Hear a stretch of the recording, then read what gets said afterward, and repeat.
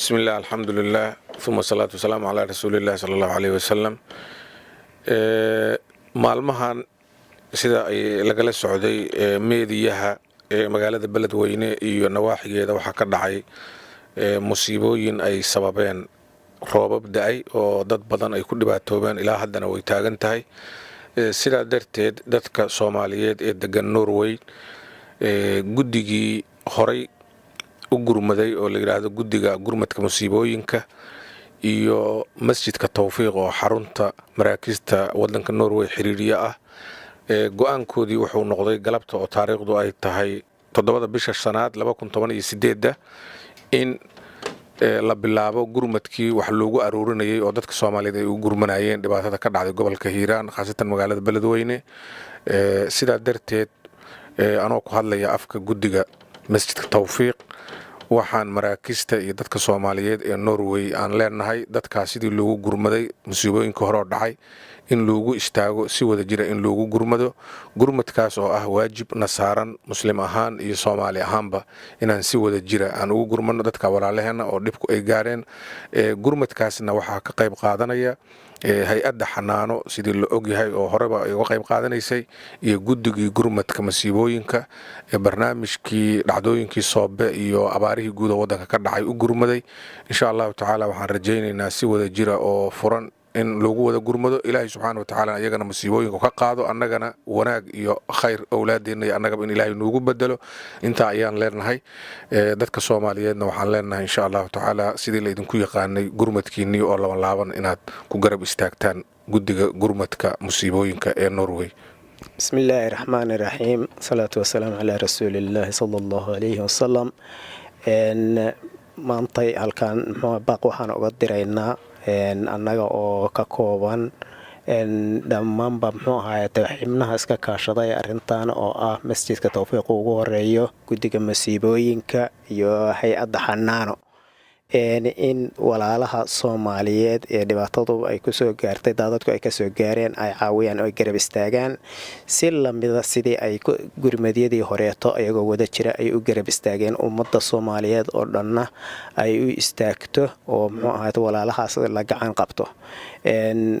baaqaasu waxa maaragtay taabanaya qof kasta oo Soomaaliya qof kasta oo damiir leh aan ognahay walaalaheen inay maaragtay xaalad adag ay ku sugan yihiin sidaas awgeed in laga faa'iideysto jaaniskaas iyadoo ay tahay lagu jiro bishii barakaysnayd ay soo socoto bishii Shacbaanna lagu jiro ay tahay sadaqada lala baxaa xilligan oo kale sadaqa aad iyo aad maaragtay muhiim u ah in si wada jir ah loogu gurmado.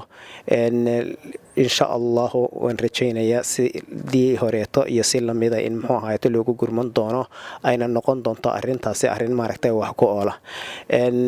walaalayaal sida aad ogsoontihiin ba xanaano oo ahayd hay-addii markii hore tabada weelka u ahayd oo ka qayb qaadatay arrimahan gurmadka sidii bay ugu taagan tahay arrintii oo maaragtay diyaar u tahay inay tookadana sidoo kale ay uga qayb qaadato iyada oo ay u bannaan yihiin oo diyaar laga bilaabo maanta ay yihiin koontadii febiskii terminaladii qof kasta oo walaalaho arrintaas wax ku sadaqaysanayana uu bilaabi karo guddiga intiisa kaleetana ay hawshoodii ay la diyaar tahay.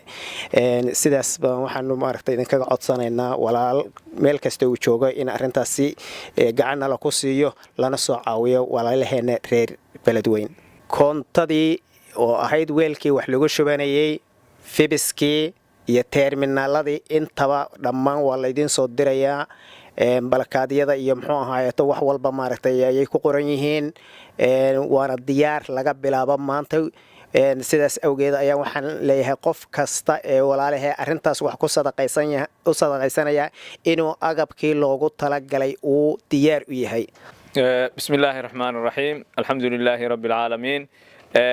maanta waxaan fadhinaa xafiiska xanaano waa gurmadkii maxaan ku raadayay masiibooyinka Soomaalida Norway. sidii aad horey nooga barateen guddigu wuxuu istaagaa sidoo caawin lahaa walaalaha Soomaaliyeed ee ku nool geeyiga Soomaaliya masiibooyinka kala duwan ay la soo derseen. horey guddigani wuxuu soo qabtay ama uu istaagay sidoo caawin lahaa abaarihii 2017 sidoo kaleeto wuxuu u istaagay dhacdadii xanuunka lahayd Zobe 14 Oktoobar. waxaa kaloo u istaagay dhammaadkii bishii December dadkii ay Oromadu soo gumaaday dhulka Soomaalida dhulka Soomaali galbeed saddexda hawlgalba ama saddexda gurmadba si aad iyo aad u wanaagsan ay dadka Soomaaliyeed meel kasta joogaan Norway ay uga qayb qaateen. maanta walaalayaal waxay noo taala magaaladii Beledweyne oo biyo dhex fadhida oo dadkii ka barakaceen 130,000 oo qof ayaa magaalada ka soo barakacay oo aan biyo haysanin oo aan baad haysanin oo aan hoy haysanin oo aan daawo haysanin oo aan musqulo haysanin. dadkaas walaalaheen ee ka soo barakacay Beledweyne ee fatahaada biyuhu ay saameeyeen waxay naga sugayaan gurmad degdeg ah bay naga sugayaan. maanta waxaan si rasmi ah u bilownay horay baan ilaa iyo bishii kowdeeda waan soo wadnay arrimo farsamaan soo wadnay. maanta laga bilaabo waxa weeye sidii ay Xanaana sheegtay account-kii iyo fibiskii iyo maxaan ku raad terminaaladii waa diyaar. waxaan idinka codsanaynaa in dadkaas reer Beledweyne aan maanta sidaynu awalba ugu istaagi jirnay gurmad degdeg ay nooga baahan yihiin caawin degdeg ay nooga baahan yihiin walaalaheena u istaaga u kaca u naxa. waa bilihii barakaysnaa baan ku jirnaa waa bishii Shabcaan baan ku jirnaa Rabadaan baa fooday nagu soo haysa wixii aan maanta la baxno adduunyada waxaan ku leenahay wixii aan maanta aan hormarsano walaalayaal hormarsada ilaahay dartii hormarsada walaalaheena dhibaataysan ee banaanka fadhiya ee aan guri haysanin ee aan haysanin cunto aan haysanin ee dadna ku dhinteen in ilaahay faraj khayr qabo horta u furo aan u ducayno. ilaahay waxaan uga baryaynaa inuu faraj khayr qabo u furo oo ilaahay u gargaaro.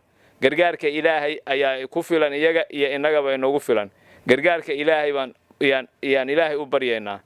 intaas kadib inaguna waxaan inooga baahan yahay inaan garab istaagno walaalaheen inaan garab istaagno oo sidii Alla inooga bartay aan ugu guntano. waxaan idinka sugaynaaba maxaan ku iraahdaa caawintii degdeg ahayd. aad iyo aad baad mahadsantiin. Assalaamu calaykum. magacayga waa Sacdiye Maxamed. waxaan ka tirsanahay ururka gurmadka ee masiibooyinka ee Norway. dad horeeyaa loo dhameeyay arinta dhan waad u jeediin walaalayaal dadka naga meesha ay daadsan yihiin biyaha wado gaajada iyo maxaa la yiraahdaa xanuunka iyo biyo la'aanta iyo cunto la'aanta ay ku dhex jiraan.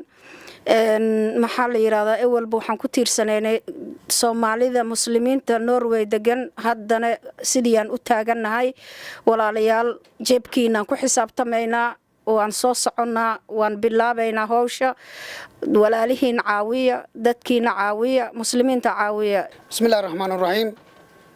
dhammaan ummadda Soomaaliyeed ee maanta daawanaysa klibkan annagoo ah guddigii gurmadka masiibooyinka ee wadanka Norway. guddigaas hore looga soo sheekay waxyaalaha ay soo qabteen ee dadka Soomaaliyeed ku caawiyeen. walaalayaal waxaan u istaagnay walaalaheena oo caruurta iyo waayeelka ah ee maanta qoraxda taagan magaalada Beledweyne. waad ka aragteen meediyaha dadkaasi ma haystaan biyo nadiif ma haystaan cunto ma haystaan daawona ma haystaan waxa kale ugu sii daran musqulaha tay ma haystaan. walaalayaal waxaan maanta arintan u istaagnay inaan ay tahay bishii Ramadaanka oo maalmo naga xigto. dadkaasi waxay ku soomayaan qoraxdaas ayagoon biyo la'aan oo cunto la'aan. walaalayaal ajarkeena inaan ku saacidsano oo aan dadkaas afurino annaga waajibna saaran waa dad muslimiina waa dad walaalaheena inaan la qaybsano dhibaatada ayaa muhiim ah. walaalayaal waa in la caawiyo reer Beledweyne. reer Norway gaar ahaan waxay caan ku baxeen inay u istaagaan walaalahooda meel kasta oo muslimiinta Soomaaliyeed ama ha joogaan Itoobiya ama ha joogaan Soomaaliya meel walba. tanna waa tii oo kale waa masiibo qaran. fadlan u istaaga walaalaha waayeelka caruurta magaalada Beledweyne. waan idin ducaynaynaa waan idin istaagaynaa waxaan iga sugaynaa caawi waayeelka Beledweyne. assalaamu calaykum.